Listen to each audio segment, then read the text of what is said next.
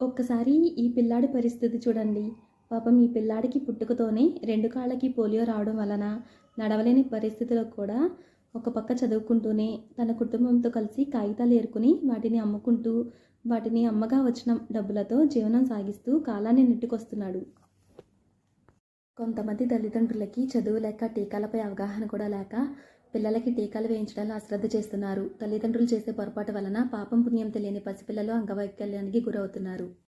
అంగవైకల్యంతో జీవితాంతం బాధలు అనుభవిస్తున్నారు. మీ పేరేంటమ్మా? నాగమణి. మీదే ఊరు? ఈ ఊరేనా? ఏం పని చేసుకుంటారు? కాగితాలు ఏరుకుంటారా? కాగితాలు ఏరుకుంటారు. ఇంకా అదే మీకు జీవనాధారమా? మాకు అంతకన్నా చేయలేదు. నీ పేరేంటి బాబు? పోతురాజా. చదువుకుంటున్నావా?